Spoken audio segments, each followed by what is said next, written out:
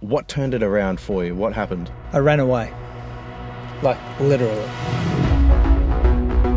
So this is what I think of when I consider entrepreneurship. The initial payment was 76 million. They were my most unhappy years of my life. But what would be like maybe the number one thing that you could tell young entrepreneurs from your experience? I think bought a laptop, bought a combi van, shaved my head and went around Australia. I would say mentorship is somebody who, and I'm thinking any moment this thing is going to bounce and we're going to have to go home and get real jobs. Work smarter, not harder. Nah, that's ridiculous. Work smarter and harder. Ready to go? I'm recording. I'm ready if you're ready. Perfect. All right, Jason, how are you going today? Good, Josiah. I mean, it's a rare sunny day in Melbourne. Yes. Who can't be happy about that? Yes, it is. Yes, it is. Did you enjoy winter at all? Yeah, there's always something to love about every season. Winter felt particularly cold, though, this year. Yeah. But, you make the most of it. You wear the jackets that otherwise hardly ever get used. You go to the snow. I particularly like winter, honestly. That's one of my favourite seasons. Yeah, I like it. I mean, I'm fortunate. I get to travel a couple of times a month, so I was getting up to Queensland pretty regularly, so I get little breaks in the weather. But, hey, it's Melbourne, so we're used to variety. That's right. That's right. So, I want to thank you for being the first guest on the Humble Radio podcast. First guest. The very first guest. So I'm your guinea pig. You're the honorary first guinea pig. I'm Yes. the only one that would say yes. Yes, you get a special badge for being the first guinea pig. So thank you for jumping on. I just basically want to talk about entrepreneurship and your journey with your business, which we'll get into. But why don't you just tell the audience, give them a bit of context to like how we know each other to start off with. How old are you, Josiah? I'm now 27. I just had my 27. birthday the other day. Happy birthday. Thank you. I'm 46, nearly 47. So I reckon we would have met. Mostly the key character in the story is your dad. Yep. And I will guess that about 20 years or so ago, so you would have been just a little fella, your dad got commissioned by us to do a logo for our startup business way back then. I didn't know your dad, but somebody who knew somebody connected me with him. Mm-hmm. And their design studio put together this little logo, which became the image on which we based the Back in Motion Health Group. And then, really interestingly, I reckon 15 years after that, even though I had very little to do with your dad in the interim years, he ended up coming and working for us as our marketing manager, our national marketing manager. So that's how I reckon we're connected. Yep. Unless you're about to tell me a different story. No, that's my recollection. That's perfect. And then I'll add on to that. And then I started doing those videos for you. You did. At that point in time, it was like 2018. Yeah, I reckon there's a little bit of healthy nepotism at the time. Your dad was commissioning you Yep. to That come was in right. and do some promo videos for the Back in Motion Health Group, and you did a couple of those, and yeah. Yeah, that was fun. I did a lot of video editing and filming when I was in high school. So Dad was like, "You've done that before. You look pretty good and competent at that. Jason needs some videos done," and just jumped on that. Did we pay you, or was that a love job? I think I got a little bit of pocket money, here and there. Can't remember. So to get things kicked off, that's how we know each other. But I really want to kind of talk about you most of this podcast and most of this episode. But you basically ran a really big business. It was a really big franchise called Back in Motion. That's where my dad did the logo for you. But I want to go back in time, and I want you to kind of introduce us to young Jason. So like, what was he like? What was hobbies? Who were his friends? How did he grow up? Like, where did he grow up? And share with us like any stories you may have experienced that young Jason had, which shaped you as a person today. Like, take us back. Okay. Yeah. Well, I mean, I think for the most part, young Jason was just an ordinary story. I don't know if there were any really particular standout exceptions to that, but I grew up in Melbourne. My dad was a Navy man. Mum was a full-time stay-at-home mum, so I think we were very fortunate in that regards. We were actually, the most significant thing in my childhood is We came to faith in Jesus when I was about 10 years old. And a lot of people would probably think, that's just a cute boyish decision, you know, something nominal that happens if you attend Sunday school too long. But actually, for me, that was a really personal encounter with God. So as a little fella, really young, relatively naive about the world, that actually would have been the single greatest defining moment that shaped my life that's now become.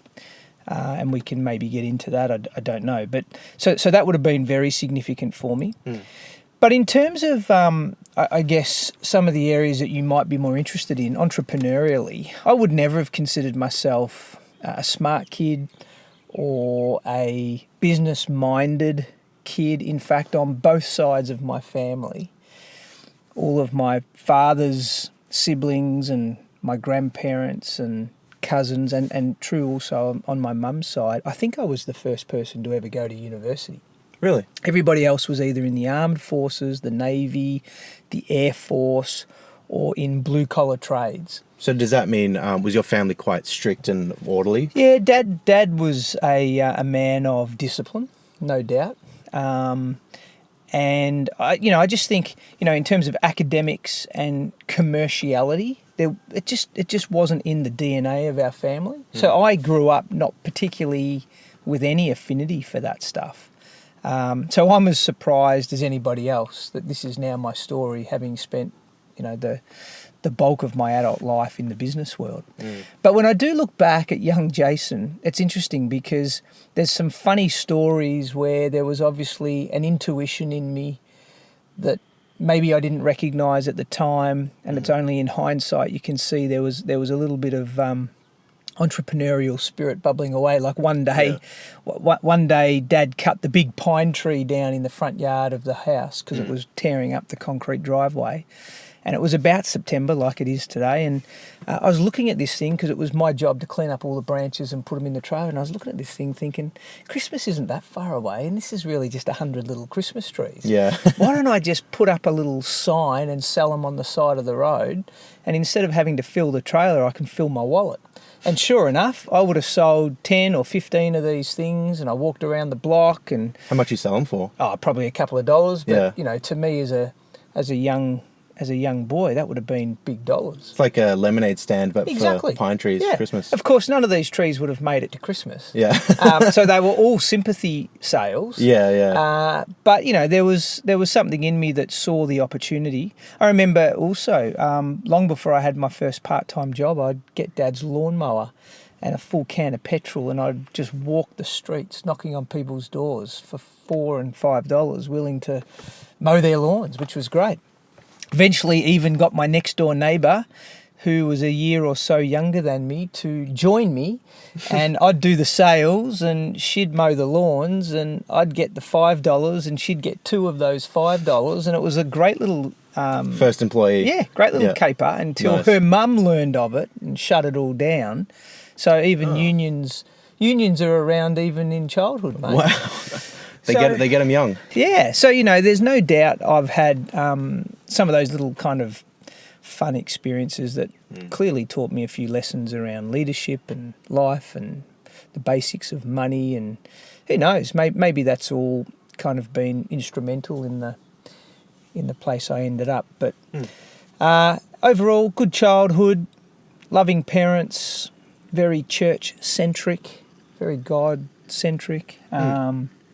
Struggled a little at school in terms of, I just wasn't naturally academic, but I was so determined to do well. My work ethic trumped my smarts. So where I wasn't brilliant, I would just work as hard as I possibly could. So, without being too silly about it, I was probably the hardest working kid in the class. And we're in a school system actually where you didn't have a classroom teacher that taught you all the same curriculum. You actually worked an American curriculum, which was a self-paced books system. So in grade 5, I was already doing year 7 maths and year 7 science because you could work at your own pace. What was that system called? PACE. Okay. PACE. I don't know what it stood for. Some sort of accelerated learning program. Right. And the school, it was probably pretty novel to have it here in Australia, but it was a small private school, and that's what they did. So, I was able to get ahead in my studies, which means by the time I eventually landed in a state school doing secondary years and then VCE, I probably had a better grounding in some of the basics and fundamentals than my peers, but not because I was super smart, just because I'd worked hard. Do you find that's a common trait? Like if you know other entrepreneurs or if you've met other people with similar traits to you, do you think that's kind of like a precursor to being successful in business? I don't think not being smart is a precursor. Working but the hard, the work ethic is. I mean, this T-shirt everyone wants to buy and wear that says "Work smarter, not harder." Nah, that's ridiculous. Work smarter and harder. Yeah. I mean, you can't substitute hard work. It's, in any entrepreneurial initiative, whatever it might be, in any creative, courageous expression, you're going to have to swim upstream, fight the odds, do something different. It's going to take an enormous amount of effort. And so I think lazy people don't go there. They just don't even start it. Even if they're smart. They'll just find other ways to make money, but they won't start organisations. They won't launch brands. They won't particularly be controversial or innovative or different. They're smart, but as in they're intelligent, but they're not necessarily built with that courage to have a go in a way that requires that enormous work product, that work effort. Do you think you were born with that, or did you kind of develop that over time, or did you kind of learn that from someone? Oh, it's probably a combination of all those things. I don't know what I was born with because it's hard to make any assessment of that at the time. I mean, my dad is an exceptionally hard worker, not commercially minded, and like I said, was in the armed forces and then did his trade as a fitter and turner and has worked really hard all his life. So there's no doubt there's an example of high work ethic or just discipline in his example to me. And yeah, I would imagine there's an element of my, it's proportionate to your hunger. So how determined are you to achieve something?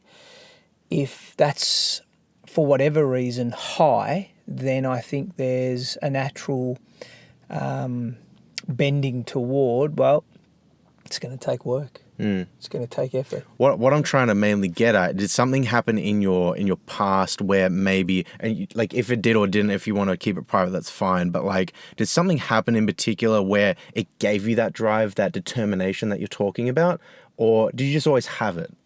I haven't had any major formative experience as a young fella, like some colossal failure or tragedy or something that would have inclined me to necessarily have this extraordinary work ethic. I don't think that exists. But again, if I go back to that most defining moment of my life where I felt I had a personal encounter with God, one of the things that happened in that was, it was the mid-1980s. I was 10 years of age. I was watching the Cartoon Connections on a Saturday morning. Everyone else was in bed asleep. I'm 10 years old, and those World Vision ads came on. And if anybody remembers those, they're pretty cliche now, but at the time I think they were quite confronting in their approach. And you see these young Ethiopian kids, distended bellies, and their eye sockets sunken full of flies and frail limbs. They could barely walk. They'd stagger around in the dirt before collapsing into a cloud of dust. And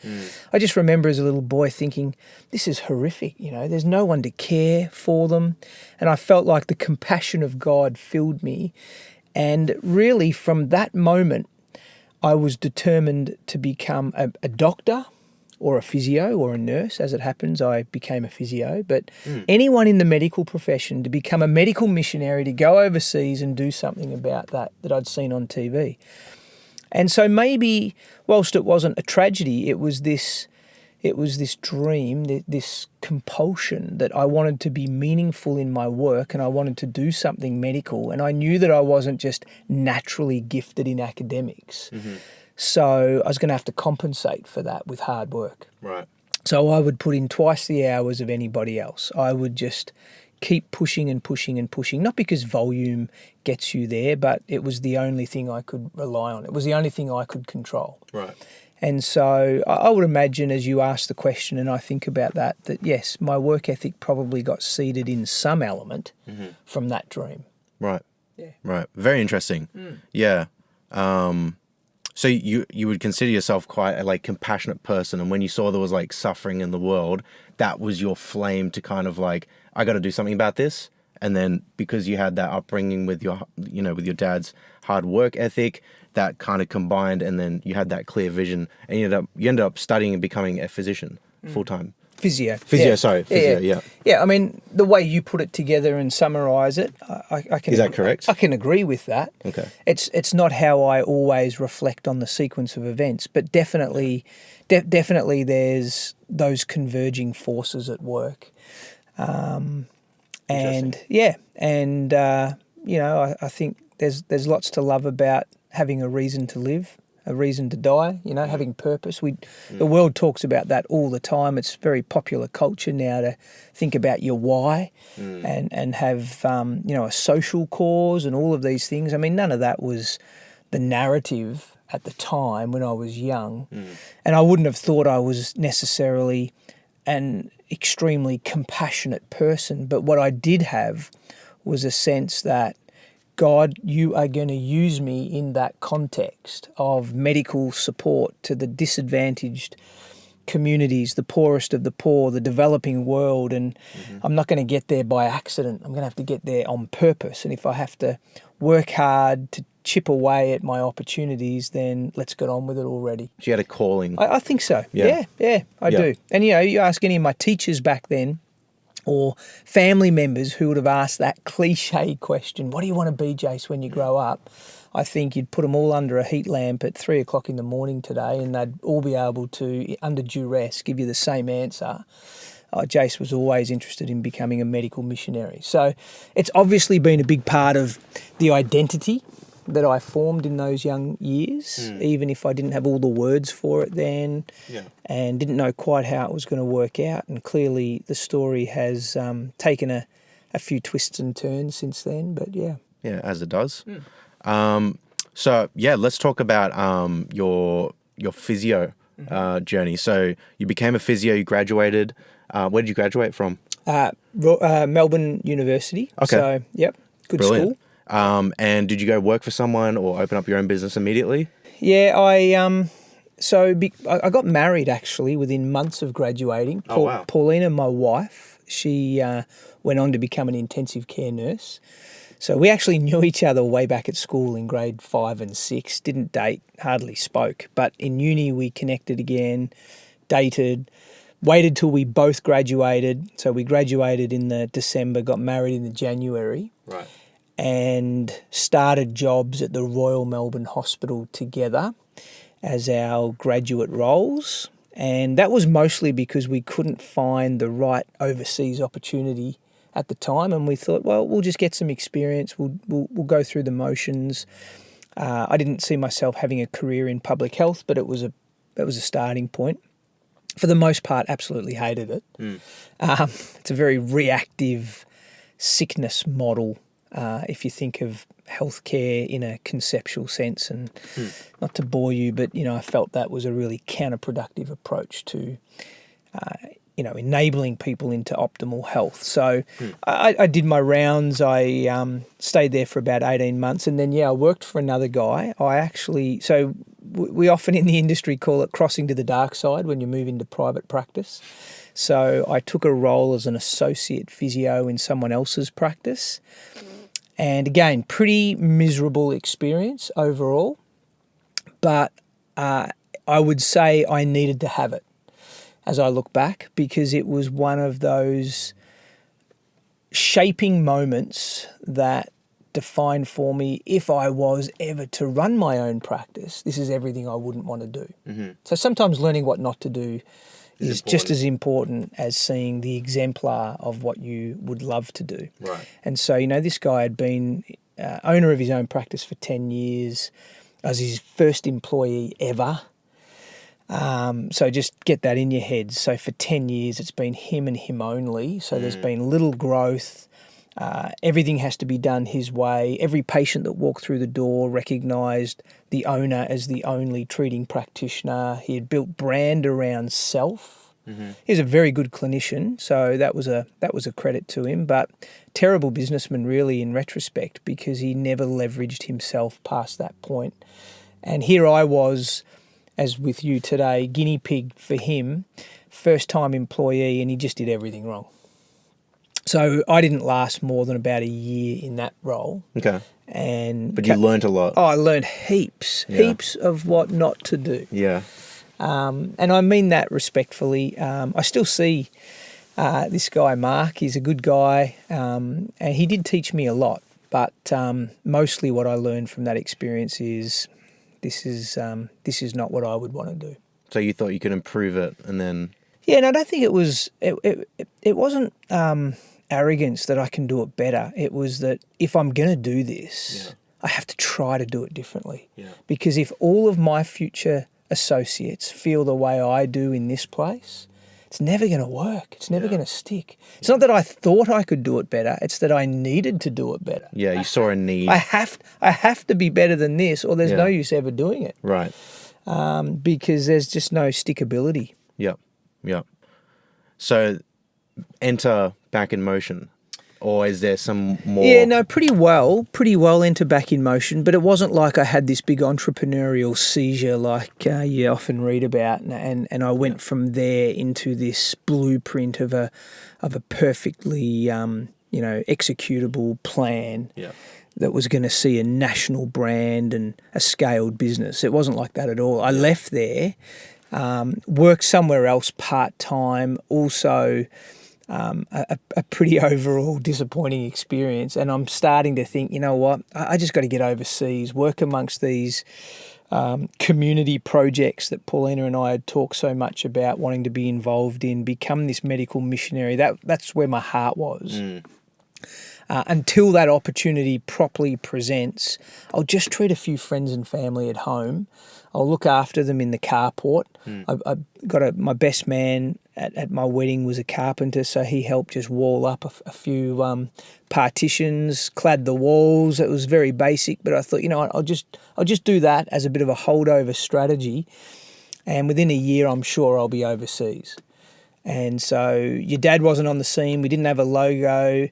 In fact, I don't even think I had an internet connection. I just got a clip art CD, stole an image off that, got it, colour bonded onto a sign. I hung it from the carport at home. Yep. And we were in business, baby. And it was a very humble start. So there was no big dream for becoming a franchised physio network. It was just Jace getting a little bit of pocket money together because working for others clearly had been a disappointing experience. And that was, you still had the dream of going overseas. Correct. As a physio. Correct. That was the ultimate goal. Yep. Interesting. Okay. So, yeah, you were thinking maybe you'd have the business up and running for maybe a year or two to get some money together and then off you go? The less was best. Yeah. So the shorter I was running this, the happier I would be.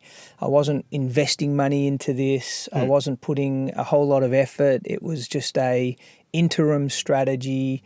Paulina was finishing some of her studies as a postgraduate. We didn't have kids. We were still, relatively untied down, and it was like as soon as the invitation comes, we're out of there. How old were you at this point? 23. 23, okay. Yeah. Wow, that's pretty young. Yeah. Wow, to start your own physio. Yeah. Oh, yeah. I mean, I got a phone call from the peak body for physiotherapists, the Australian Physio Association, with whom I've had now a couple of decades of incredibly positive, constructive relationship with. But at the time, I got a phone call saying, we do not support you running your own practice. We don't endorse you. We think you're way too young. We would rather you don't do it. You can't possibly have enough experience to be out there doing this. It wasn't like I was well supported. Very interesting. And then what do you know? Now it's like a massive franchise around Australia and New Zealand. Correct. Yeah, there you go. Yeah. Proven wrong. So sometimes you've got to be told you can't. Exactly. Wow, fascinating. So you started your business Back in Motion. You didn't really want to continue it. You're just like, this is just for, a cash grab so I can go overseas. What happened to kind of change your path from wanting to go overseas to now, okay, we're going to go full on this business, grow this? What happened there? Yeah, there was no quick transition, to be honest. We've been in business now 22 years. Yeah.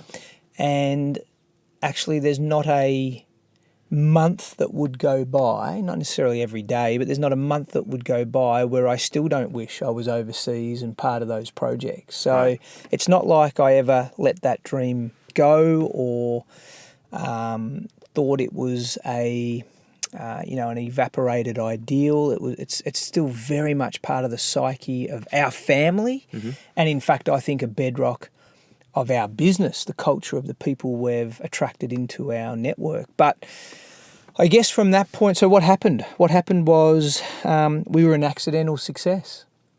Things happened quicker than they ought to have. Within about 3 months, I was treating my first patients at about 5 o'clock in the morning and seeing my last patient at about 11 o'clock at night. Oh, wow. And we were doing this 5.5, maybe 6 days a week, and all from this little carport. So I wasn't working anywhere else now. I had no receptionist. I had no toilet facilities for patients. I had no waiting room. I had a single consultation suite. It had really basic equipment, second-hand ultrasound, an old portable massage bed. Yeah. I didn't have a computer out there.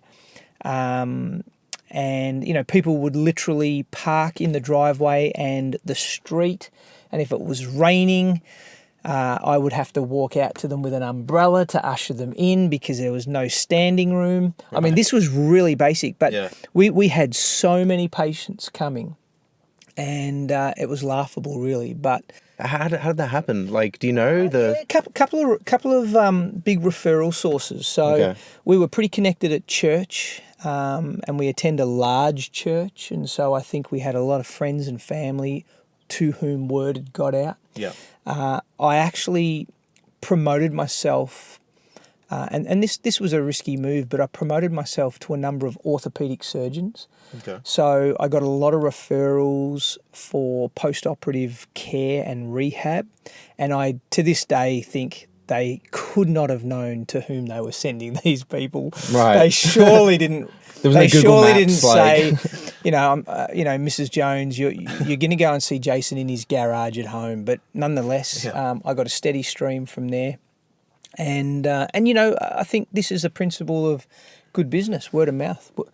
Healthy things grow. Yeah. If you do a good job, people tell friends, and it doesn't take long for that momentum to build. And I was only on my own, so I can fill a day of patients pretty quickly. But and Paulina had a lot of nursing friends, and so the reason I'd often have these 5 a.m. and 11 p.m. appointments is because a lot of her colleagues were either coming off night shifts or going on day shifts. Right. And nurses back is a real thing.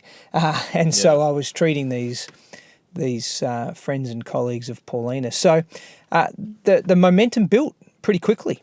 We good? All good. Yeah, the momentum built pretty quickly, and Paulina would have come to me, I reckon, at about the 3 or 4 month stage of this startup little shack in Scoresby and said, "Hey, Jace, this is ridiculous. I'm trying to sleep." This is Paulina talking. "I'm trying to sleep during the day because she's been on night shift, and you've got people coming up and down the driveway all day being treated. Like this is our home. This is not a place for this practice. Either shut it down or do it properly." I just so distinctly remember her words. Yeah. Shut it down or do it properly. Can't be half pregnant. Don't stand in the middle. And so we still saw no light at the end of the tunnel with regards to a opportunity to go overseas. We were knocking on a lot of doors. No green lights were turning up. So we took what I still to this day think was one of our biggest risks ever, and it felt like it at the time. We signed a lease on a nearby medical premises for $12,000 a year, and I was going to shift this practice into the medical rooms. And I remember for about 2 or 3 weeks had the paperwork on my desk at home, and I just remember thinking, $12,000. Yeah. Whoa, Yeah. that is so much money. And I'm committed then for a year. Right. But that's what we did. We ended up signing that lease, moved into medical premises. Then I took on another physio as an employee. Within the end of that first year, we were really on our way, to be honest. Yeah. Like the momentum was just starting to build. So I think within 2 years, we probably had 4 physios working.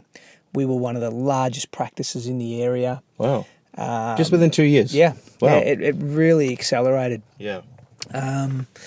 And quite, and that sounds fantastic to the casual listener, possibly, but to me it was still it was like being in a prison without bars.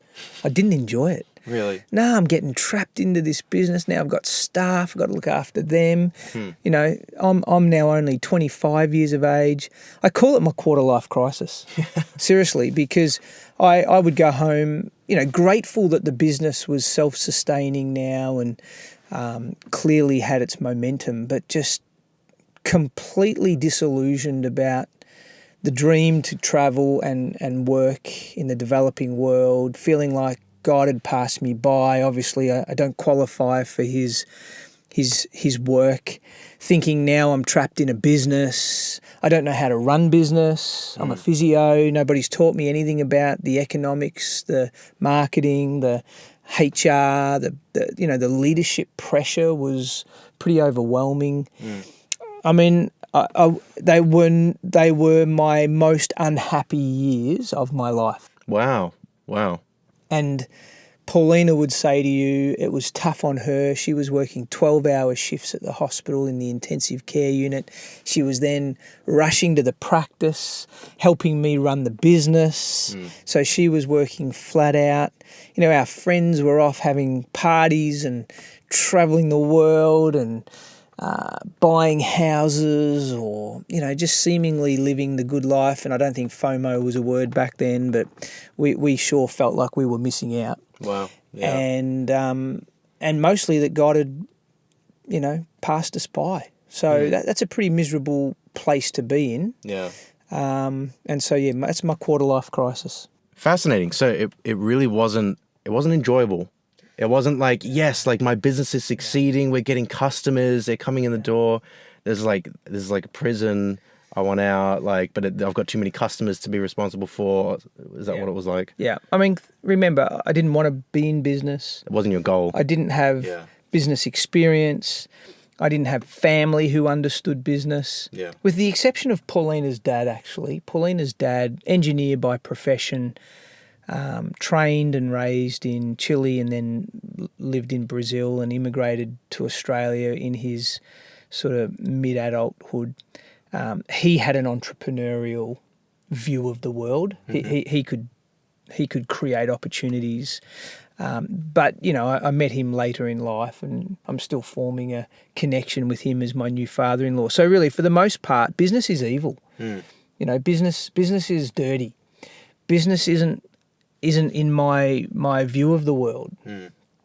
And so to be now in a business at 25 years of age, feeling untrained, ill-equipped, and more importantly, it violates a lot of what I thought my values and principles were. And certainly just my view of where I was heading, I felt like failure. Wow. So that would be the real low ebb in the story for me. And in fact, you know, I talk about that really defining moment as a 10-year-old. My second most profound defining moment occurs in the belly of the misery of that period. When you're 25? Yeah, exactly. Wow. So, you know, that's sometimes good things come out of low points, but, you know. No, that's interesting. Did you have a mentor at any point or maybe later on in the business that helped you with all that? Or do you kind of just find your own way? I count myself really fortunate, and I don't think it's because I'm anybody special, but I have been blessed to have had a mentor from the age of 15 all the way through currently to today. Wow. Not the same person, but I've never been without somebody who I could debrief with. Yeah. During those years of maybe 15 to 20, the mentor was just like a big brother. Then during the years of, say, 20 to 25, this period that we've just covered of the story, I had mentors, but they weren't very commercially minded. They were more spiritually minded. Right. So I didn't feel like I had anybody who was really investing into me a healthy perspective of business. And because, again, my family didn't have experience in that space, they weren't contributing in that way either. Right. So that would have added to this low ebb. I had a very distorted view of the world. And I didn't have good mentors who were speaking into that aspect of my life. Yeah. But as it would happen, because desperate people do desperate things, in that really bad space I found myself in, ironically a growing and profitable business, but just not enjoying it, and I describe it as being a crisis point, I did seek out at that point a mentor who has been with me the entire journey ever since. Wow. And has been singularly, outside of my wife and my spirituality, he would have singularly had the greatest amount of influence over my journey to this point. So you would definitely recommend to any entrepreneur then to get a mentor to really, like, if they really want to be successful, that it's like an essential part. Yeah, so mentorship means different things to different people. You know, we interchange the word mentor with coach and friend and consultant and advisor and priest, all these other words. I would say mentorship at its most basic cellular level is somebody who is an avid encourager, who brings 2 pounds of love for every pound of discipline, right? But they're also authentic and they're going to hold you to account. So this is a really crucial relationship. And whether that comes in the form of a parent or a spouse or a business partner or a formal mentor, each to their own, but that role needs to be played by somebody. In the corporate world, we have boards for a reason, to bring governance, to bring strategy, to bring accountability. In the entrepreneurial space, often you're starting it by yourself with limited resources. You're a cowboy by nature, and you think the last thing I want to do is report into somebody, and so we intuitively don't always reach for mentors. But yeah, I would say, even though it can take on different forms, the idea of mentorship in my life has been incredibly powerful. Incredibly powerful. Someone to stay accountable to. Yeah, but not just... So there's that. There's the accountability, but you need someone in your corner. Yeah. Someone who's more interested in you than your brand and your business. Right. That's really what you need, because it's very lonely at the top. Yeah. And when you're employing staff and borrowing money from banks and building customer lists, you're actually serving all these people. People think, oh, you're the owner, you're the boss. Actually, I work for my patients. I work for my staff. I work for the bank, so who's looking after me? My staff don't come to work and say, Jace, how are you doing? My patients don't book an appointment, pay a lot of money for physio and inquire after my goodwill. So who's looking after me? So this is where mentorship, if you've got the right person, they're invested into you, the man, you, the woman. And that means, yes, they're going to hold you account at times. It means on other occasions they're just going to love you, hold you, hug you, metaphorically speaking, because that's what you need. And so they've got to be committed to the person. Yeah, interesting. And I love the 360-degree model of mentorship, which is you've got to be one and you've got to want one. So you want a father or mother mentor, a parental influence, someone who's been there, done that, a decade or two ahead of you in experience. Then you want to be a mentor. You want to be investing into somebody else. Think of it as, an up-and-coming, emerging leader that you can be that exemplar too. And then you want sibling mentors. You want people who are like in the thick of it, right in there, doing what you're doing. Some days you're helping them, other days they're helping you. They're running mates, they're sparring partners. They can relate. They're like another frog in the pot with you. And so if you think about it, then you've got, and you can use the word mentor, but whatever description people apply, you've got people in all four quadrants. I think that's a good model. Brilliant. No, that's really insightful. So your let's go back to like, the journey of the business. You're now, where are we up to? You're now 25, 25. chewing sand, Yep. having a quarter life crisis. There we go. So you're at the lowest point, in your words, in your life. Yep. What turned it around for you? What happened? I ran away, like literally. Paulina and I had often talked about going around Australia. It looked like it was never going to happen now that we were trapped in a business. So we decided to just be reckless and make it happen. So I flew a physio from New Zealand who wanted a job with me in a couple of months early. No sooner had he landed, been trained and inducted, I gave him the great news I was going to make him acting principal. I wrote a 12-page procedures manual, which incidentally becomes the precursor a few years later for a franchise system. But at the moment, that was not in my mind's imagination. Gave a mobile phone number, bought a laptop, bought a combi van, shaved my head, and went around Australia. Oh, wow. And we took off for what we thought would be about 3 or so months. And pretty well stayed out that whole time.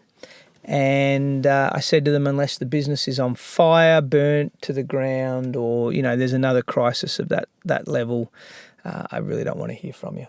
Wow. And my mission was to rediscover my purpose, try and find which way's up in this topsy-turvy life I now found myself in, rediscover God, invest into my marriage. We'd only been married a couple of years.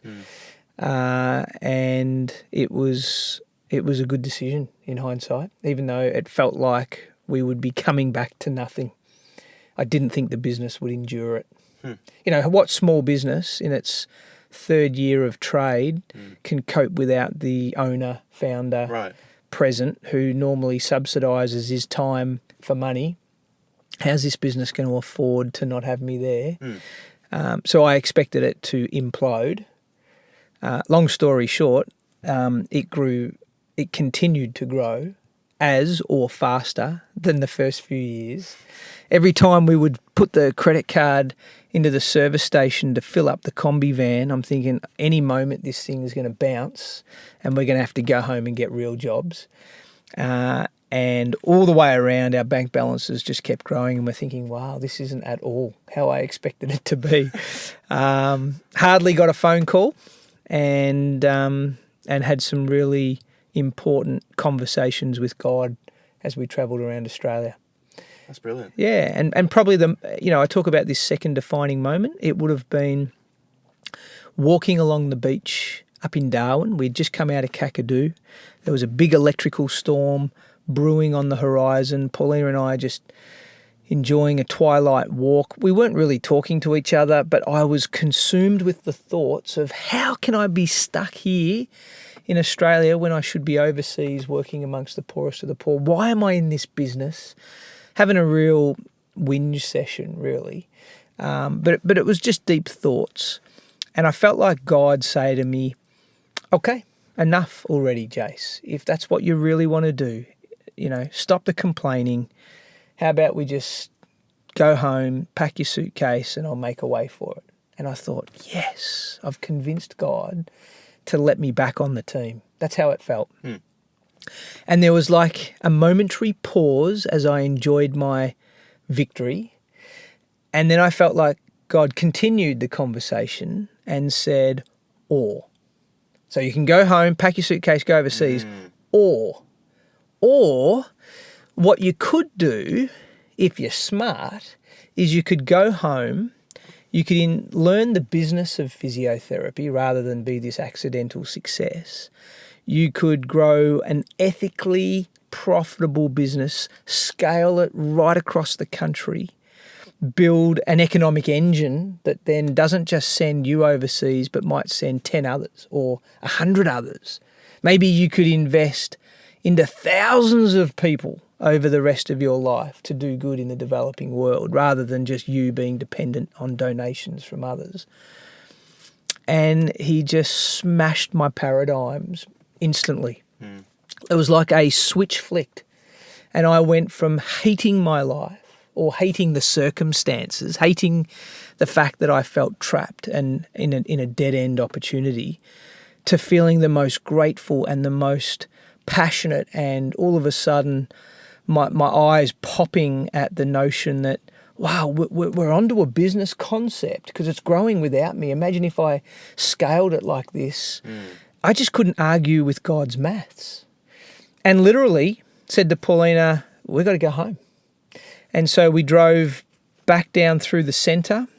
Paulina did a lot of the driving. I filled an exercise book, about 80 pages of notes, like the ramblings of a madman, really. But I just felt like God was downloading to me all these ideas and possibilities.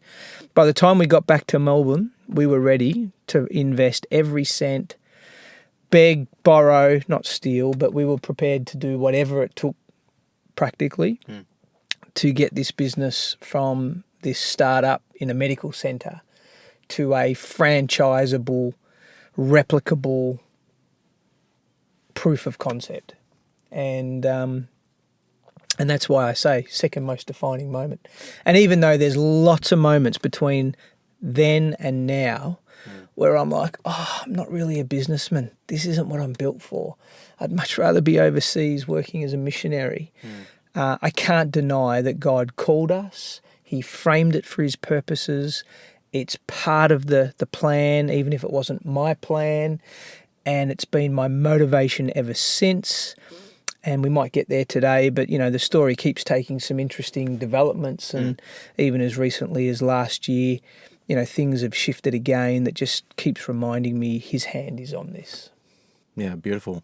So there was definitely, like, you saw the higher purpose and the vision quite early on, and that gave you the courage to kind of like go back and tackle it head on. That's it. I was prepared to lose everything in trying for this now. Wow. Whereas before that, I was very conservative, playing it safe, trying to save money, not spend money.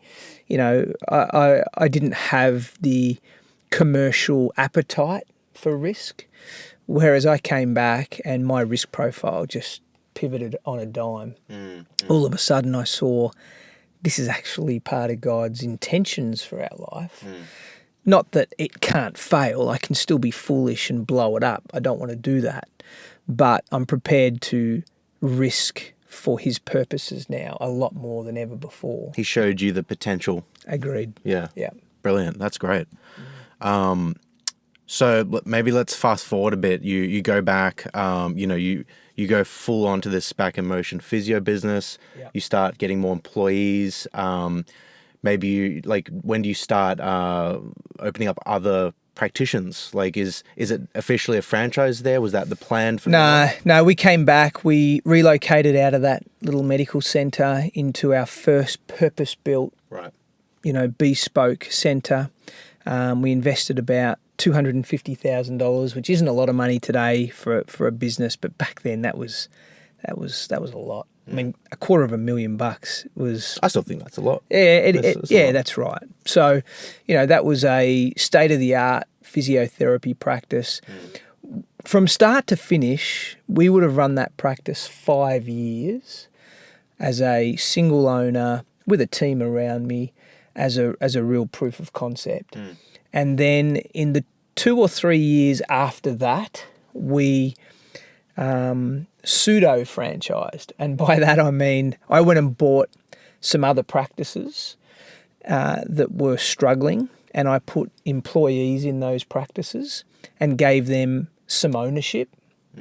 We branded them the same. We had very primitive legal documentation to protect the trademark, but we didn't have a lot of systems or know-how yet, but it almost cost them nothing. I almost gifted them. For a very small investment, they were becoming partners in these other practices because I wanted to see, did we fluke it or is this replicable? And so those 3 practices grew very quickly. We were able to turn them around and get growth. Then we did another 3. So we now had 6 or 7 of these things in total. And I thought, this is absolutely a model that we can scale. You found a formula. Yeah, you found it. Because, in any business, you got to prototype your ideas. Yeah. Once you've prototyped them, you've then obviously got to, you've got to scale in moderate or modest terms. Like testing, yeah, experimenting. And then you've got to consolidate those learnings before you keep growing. You can't just have continuous growth. Right. And then it's almost like you have to repeat that cycle in stages. And so we would have done 6 before I dropped the F-bomb. And the F-bomb is franchising. And that's how, it was a dirty word, mate. Yeah. Oh, yeah. I mean, people understand you can flip burgers in a franchise, but do they really want you to do physio and healthcare as a franchise? It wasn't very common in that industry, I bet. No, it is now. Yeah. It is, right across healthcare. I mean, think about every vet, optometrist, radiologist, GP centres. I've even got orthopaedic surgeons who have been franchising, dentists. So, franchising today is commonplace in healthcare, but 20 years ago, not so much, and definitely not in physio, which is a real hands-on, tactile service modality. So we were a little quiet about it at first. We were franchising actually long before we went public. It as being a franchise. We just called it a network. I thought for a second you went public as in like ASX. Oh, no. It was always for a private company.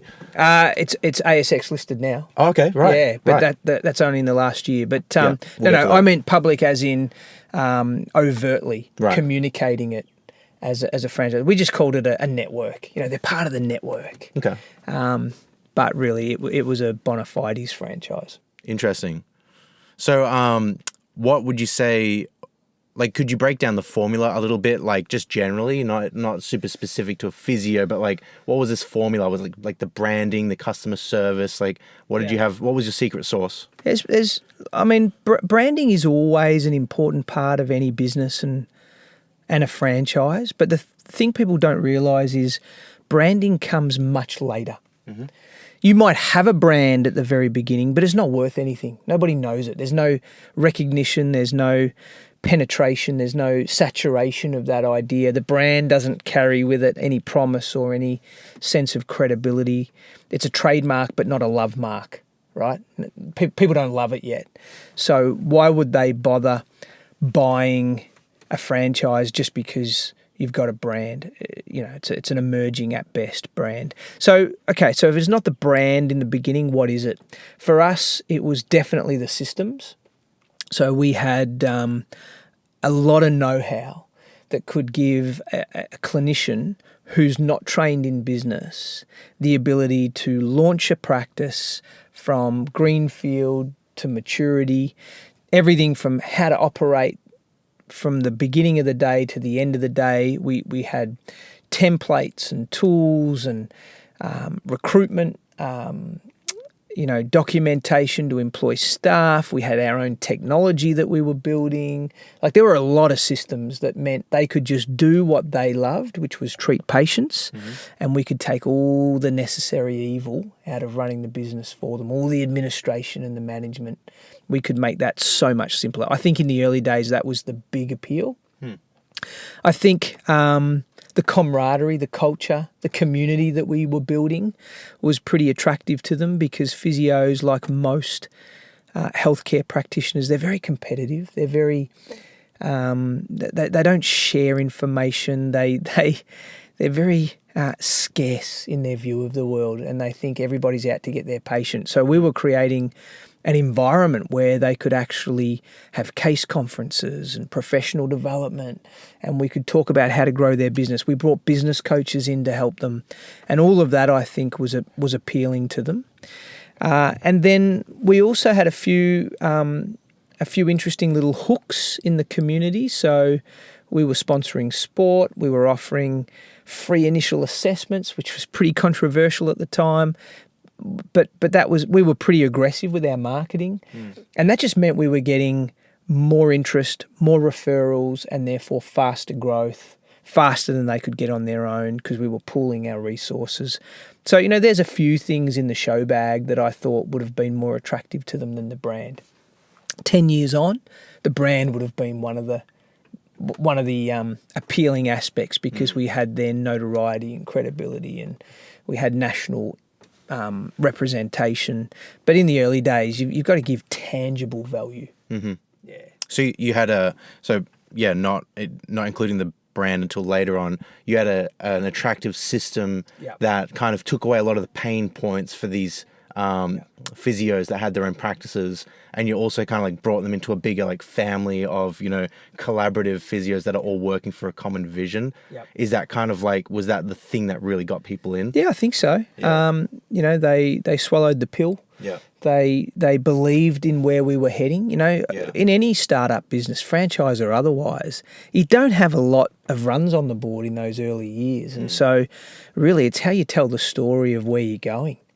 And so I think that first tranche of early franchisees, that kind of cohort that came on board and around me, they were visionary in their own sense because they saw what I was trying to do. They were prepared to take some risks.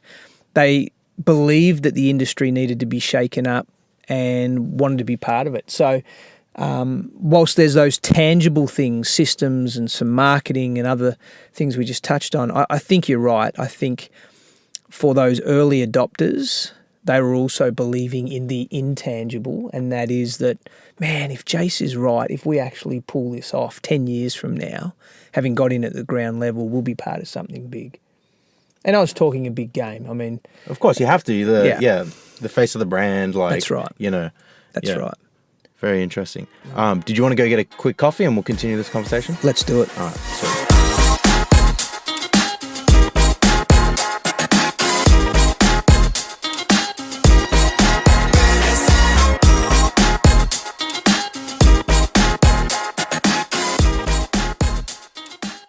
All right, we've got our coffees now, all fresh and hydrated and ready to go for the next part.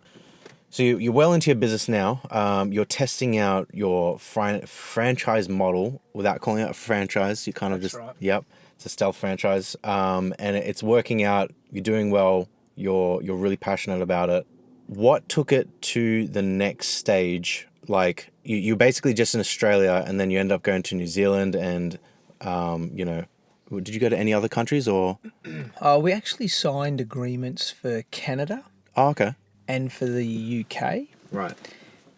And we cooled off both of those and went to New Zealand instead. But that was much later in the piece. So, we were 6 practices. Then we decided, okay, this is scalable. Let's franchise it properly. We went to Adelaide. We went to Queensland after that. We kept building our home base here in Melbourne. It's interesting, anyone who ever wants to scale their business nationally in Australia, the advice that I was given is most imported brands will either go to Adelaide first or they'll go to Sydney first. Is there a reason? Yeah. They'll go to Sydney first because it's the biggest, densest market. It's where, there's the greatest concentration of trade, and so you either go to Sydney first and really establish yourself. That makes sense. And if you're in Sydney, then every other state will want you to because they're the leading economic centre of Australia. But it's hard to hit Sydney. It takes a lot of time, a lot of money, and there's more failures than successes.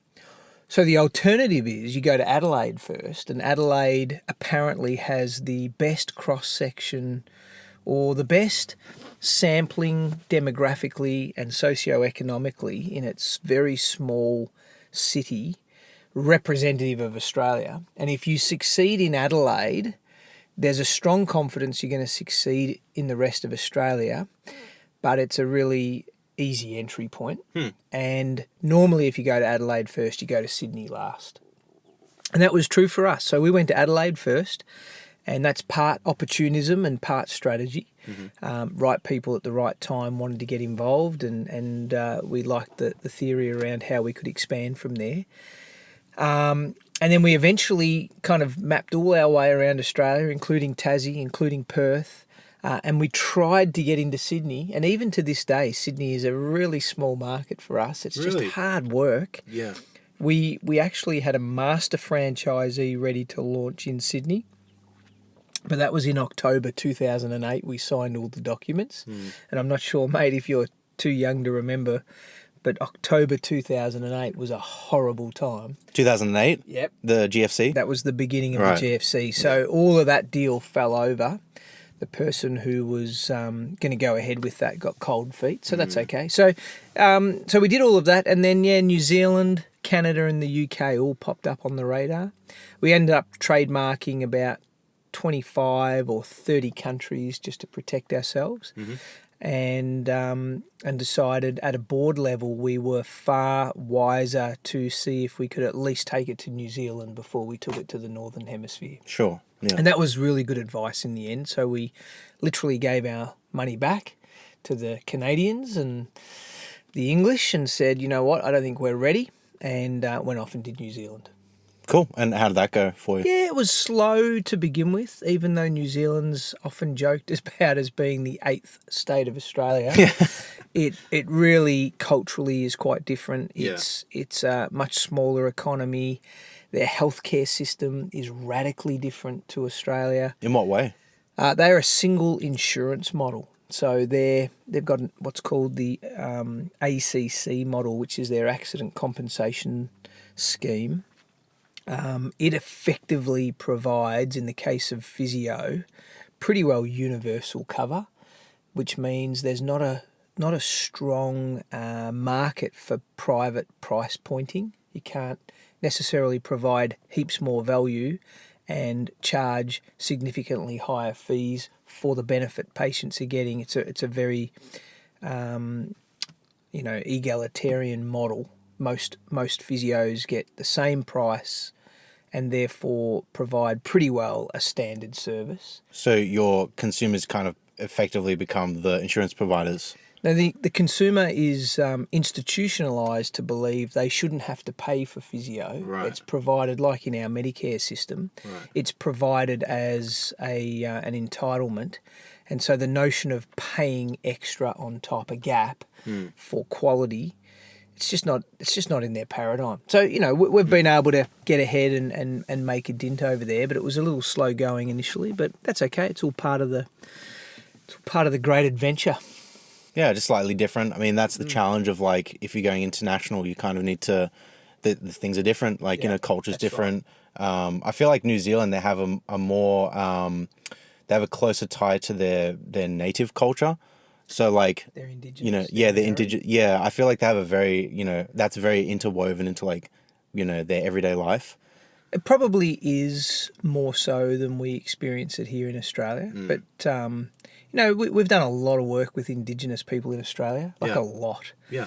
And believe very strongly that healthcare is underutilised, underdelivered to our First People. We've spent 10 years investing into some Indigenous communities because they're dying way too young and don't understand the medical model as we traditionally or in our Western world seek to deliver it. So we have to adapt. We have to go back to first principles. We have to think about how do the Indigenous look at healthcare. I think it's a learning well worth the effort. But yeah, in New Zealand, they face some similar dynamics, and so lots of cultural interfaces, no doubt. So I'd love to touch on that a little bit. What did you kind of do in the past, or what are you doing now in that regard for, like, Indigenous people? Yeah, we ran our own foundation. We called it the SOS Health Foundation. Cool. And that stood for success or significance. And the whole namesake of that initiative was really around, as physios, but anybody who supported our cause, really, our patients and suppliers who got behind us.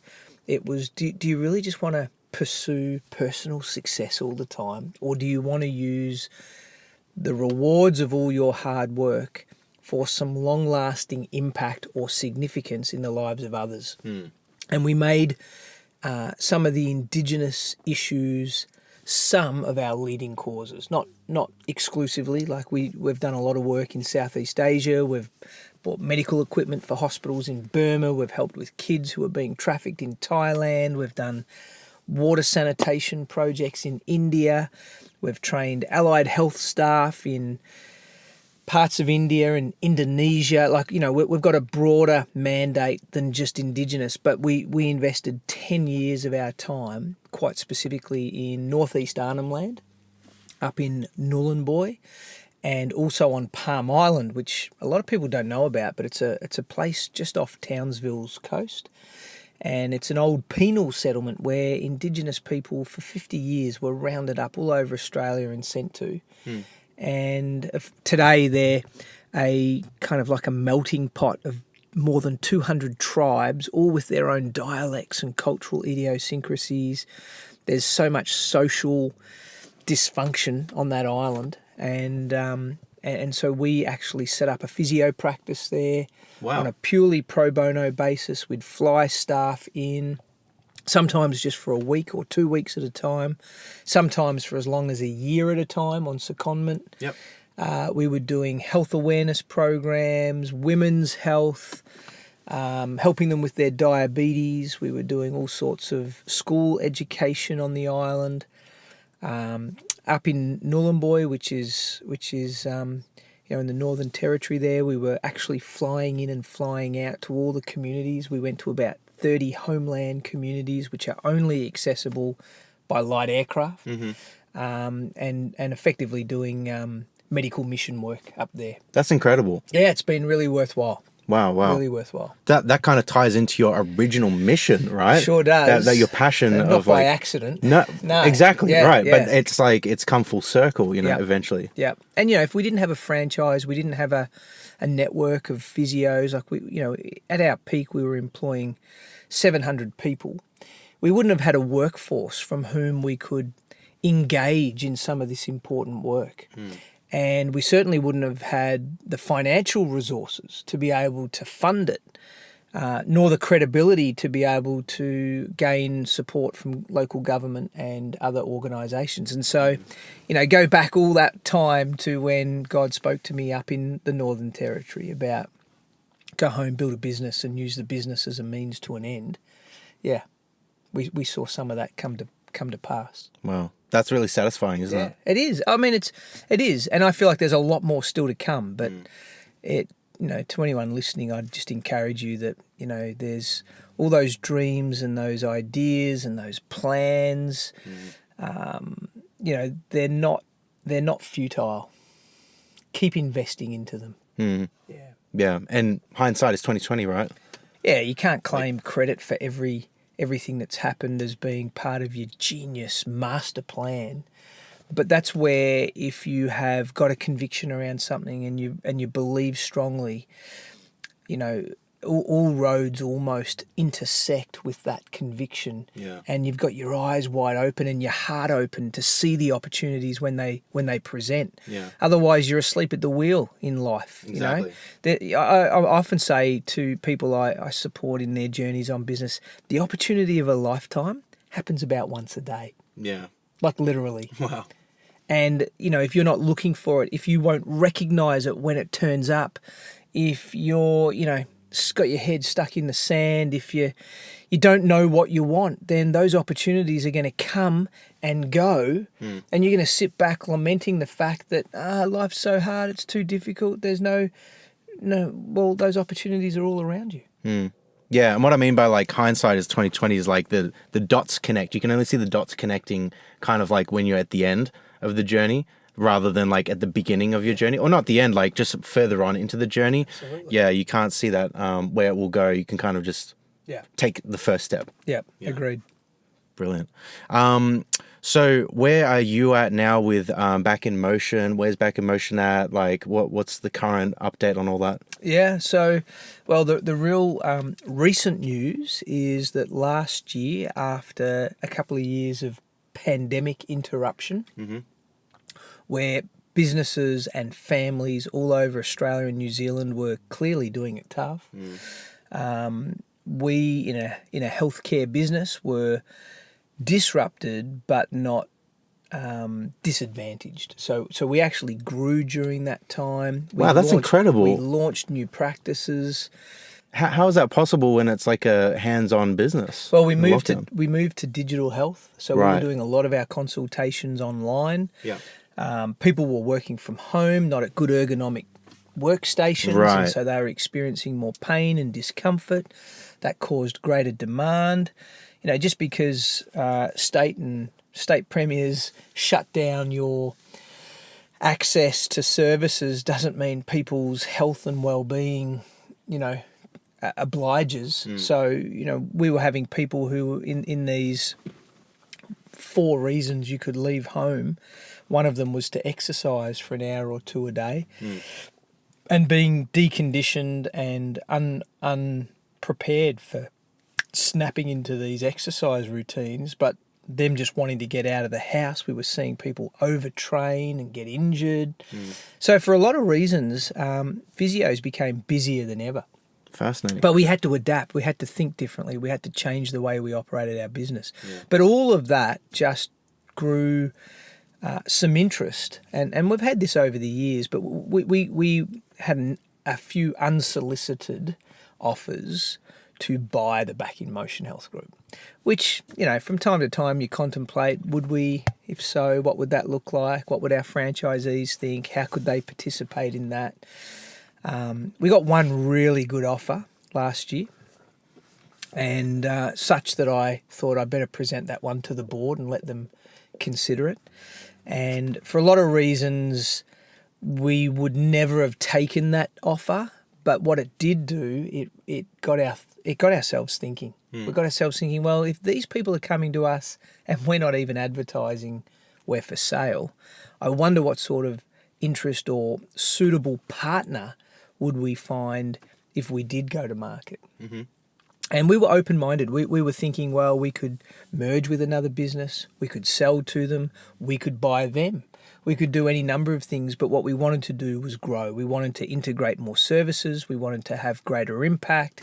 And so we commissioned PwC to run a covert operation behind the curtain and just very delicately, very discretionately just put ourselves in front of potential partners.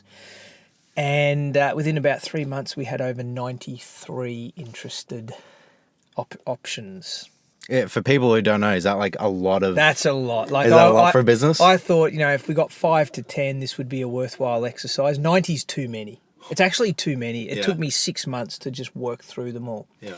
But that was everything from public and private hospitals, GP groups, other competitors who are running similar allied health style businesses, to suppliers, to private health insurers, to companies in Germany and other parts of Europe who wanted to get into the Australian market.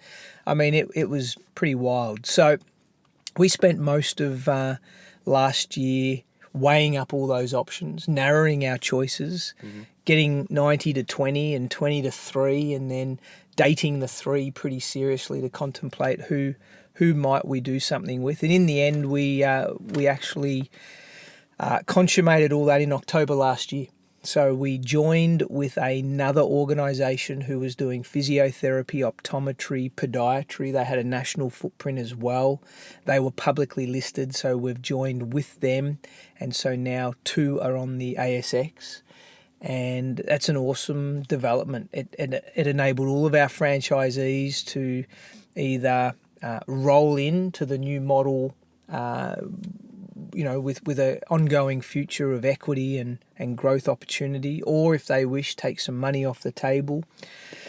And for me personally, it meant our family could realise something from the 20 years of hard work. And so, my role is now just a strategic advisor to that parent company, and I don't have any day-to-day operational responsibilities, which is awesome, which frees me up to do more of that mission work and philanthropy and some other things. So you talk about full circle. I feel like that's a massive development in our story.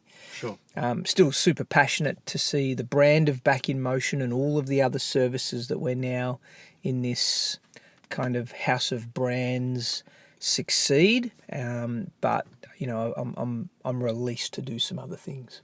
Awesome. We'll get into. I actually want to ask you like what a day in the life of Jason is a little bit later. But I'm just curious. So was it a merger that you had with that company that is now the parent, or is it like they just buy the company? It's complicated because it's a franchise system. We're not one single entity. Right. We actually had over 70 companies or family trusts or unit trusts that made up the corporate structure of Back in Motion. Right. So that's a lot to get your head around. Yeah. In effect, the way we have structured it is we have defranchised the Back in Motion Health Group. So there are no franchises anymore. All of the businesses have been what we call corporatized. So they've been put all into one company. And then in that company, there are Class A and Class B shares. And this, just keeping it simple, Class A shares are what you would think of in very traditional terms as being full ownership. And Class B shares are restricted or limited rights of ownership. And so what we've done is we have given all of the franchisees Class B shares in their local practices based on how much or how little they wanted and the balance in cash. Right. And so they still earn profits out of their business. The harder they work, the better they earn. So it's got the spirit of a franchise, but technically and legally it is very much a different model now. But the beautiful thing is, unless I told you, you wouldn't know. Yeah. So the brand looks the same, the practices still operate as they always did, the patient care and systems are uninterrupted, the technology flows through. Little Mrs. Jones and Johnny Boy who comes in for treatment, unless we had a article in the AFR or made a point of mentioning it to them, they would. It all happens, behind the scenes. It's still like everything still works smoothly. Same people, same client experience, and so it really just is in the corporate structuring that's changed. Sure. Which is exactly part of the appeal. Why would you want to disrupt a good thing? Exactly, yeah. And so if we were going to partner with someone or list on the ASX or change our corporate model, it had to happen behind the scenes in a way that really didn't interrupt the front experience. Cool. So it's now officially sold. It's been like sold off to them as the. Well, it's all under that company, which is listed on the ASX. Yeah. But Back in Motion, I mean, this is overly technical now, but it's a wholly owned subsidiary of the listed company, or it's a subsidiary, I should say, of the listed company, but not wholly owned. Right. It's owned still in part by all of the practitioners that make up the network. So that now that whole corporation that owns the Back in Motion business. Were they just like the highest bidder out of the 90 applicants that you got, the buyers, or not really? And that's the curious bit. And, to get 70 people, all of my franchisees, all to agree or want the same thing is a tall ask. And especially when my recommendation to them all was that we were going with a purchaser or a partner that wasn't the highest bidder. Right. So obviously they were an attractive bidder, but their money, we could have got more money in other deals. What they brought to the table were far more appealing benefits in terms of the alignment of services, the cultural values, the strategy, the future potential that we could achieve together. And so sometimes, you just have to be. Got to play the long game on all that stuff, and I think we chose well in that this is the better fit.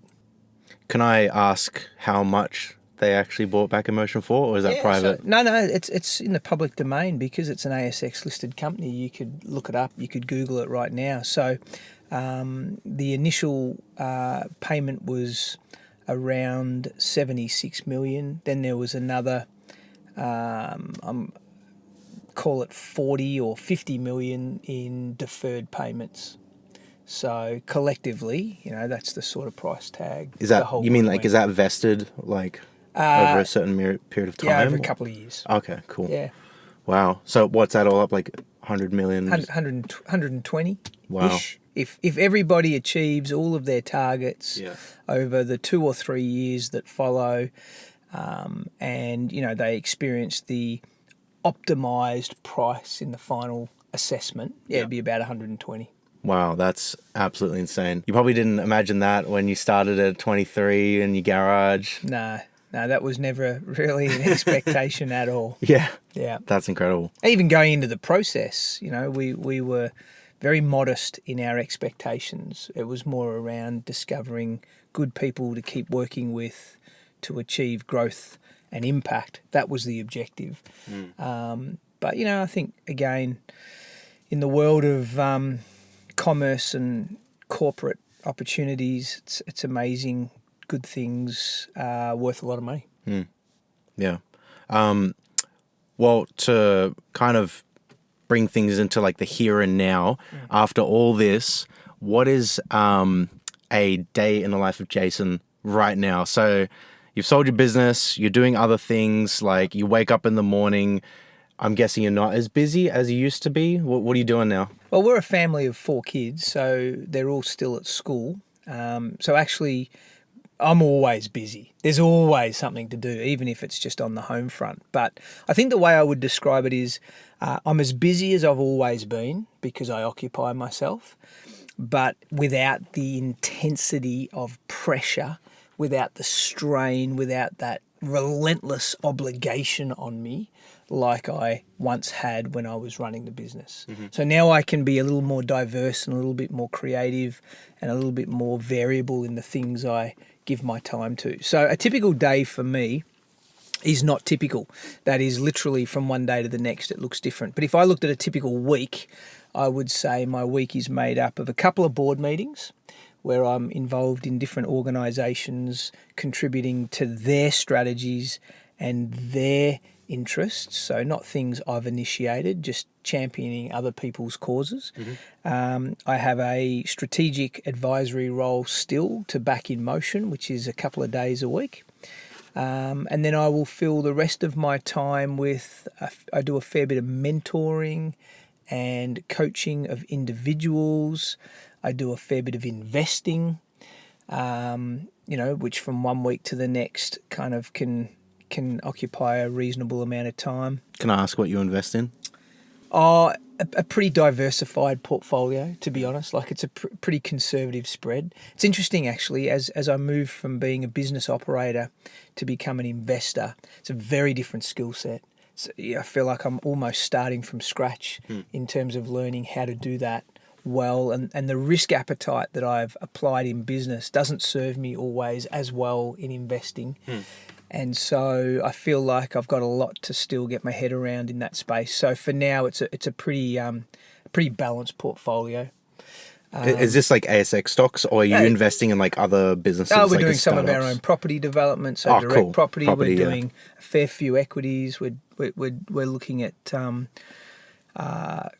quite a range of opportunities that I have some level of control around, and others that you're essentially putting it in the hands of fund managers. Right. Yeah. Right. Not getting quite as engaged in the world of crypto and blockchain as I know you are. So. Bitcoin's very low right now. I highly recommend, not financial advice, highly recommend getting on Bitcoin though. Right, yeah. Do you invest in any other like small businesses? Like, have you seen maybe another physio who's like starting their business, like, I'm going to invest in you, or some other entrepreneurial ventures?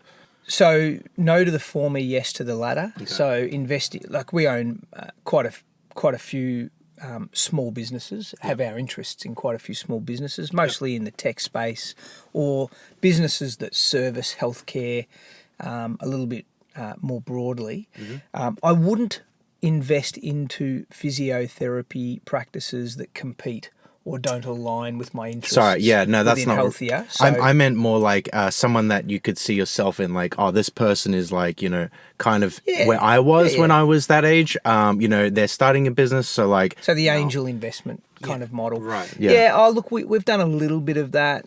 For the most part, I find the better gift I can give them is more the coaching and the mentoring. If there's a need for some funding, then we'd certainly consider that. But I find that changes the relationship. Of course, yeah. Because once you become an investor, you have a different level of accountability and governance. And if I can more be an advisor without that bias, I think I can be a little bit more authentic with them. But yeah, we do a range of those sorts of things. So in a given week, I've got a fairly diverse spread. I do a little bit of speaking, a little bit of writing,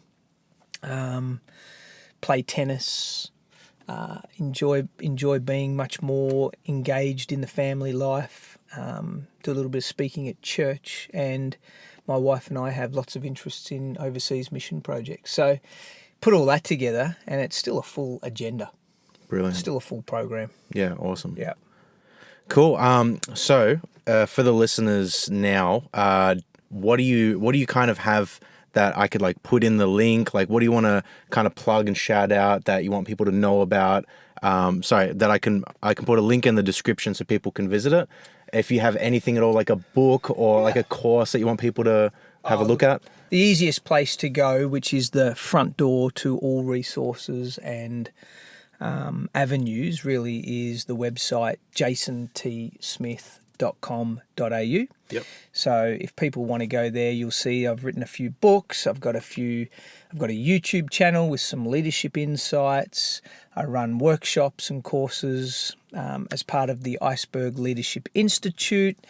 If you're really looking for a way to connect with me and learn what it is I'm doing from one day to the next, that's the easiest portal. So kind of to wrap things up, what would you give to aspiring entrepreneurs? Maybe they're 23 or whatever age, they're starting their business. You can give a couple of tips, but what would be like maybe the number one thing that you could tell in young entrepreneurs from your experience? I think entrepreneurship is spoken about a lot, and often by people who aren't one, who haven't lived it, who don't take risks. And I would just very carefully quieten some of the noise around entrepreneurship and get you to focus on really what I call the 3 C's. So this is what I think of when I consider entrepreneurship. Number one, it's conviction. So it's not about just finding a need in the market and filling it. It's not about just being exploitive of an opportunity. I think the real core of an entrepreneur is you have a conviction, a compulsion, a calling. You really are passionate about doing something because that puts fuel in the tank when you face inevitable obstacles. So number one is conviction. Number two is creativity. At the end of the day, you have to then think differently to everybody else. You have to look around corners, imagine a future. Don't try and just reinvent the wheel. Try to break the mold, disrupt. Okay, all of that's good, almost cliche language. But foster your creativity. It's a learnable skill like anything else. The more you do it, the better you become.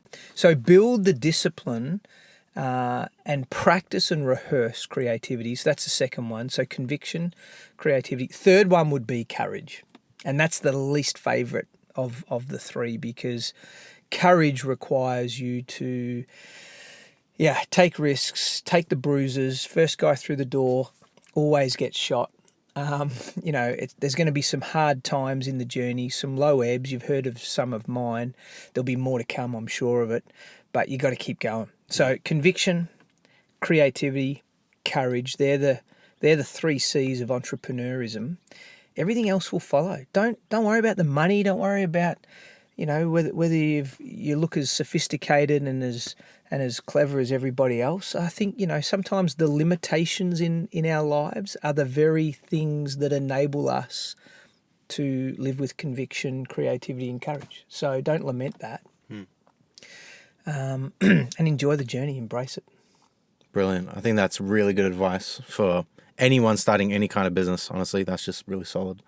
Well, I think that wraps up the entire first episode of Humble Radio. Thank you so much for coming on, Jason. It's been a pleasure. Yeah, you're most welcome. This is like Jerry Seinfeld. Instead of coffee in cars, it's thick shakes in cars. Entrepreneurs with Hungry Jack's iced lattes. Okay, anyways, we'll see you next time for the next episode. Thanks again, Jason. My pleasure. All right, see you guys.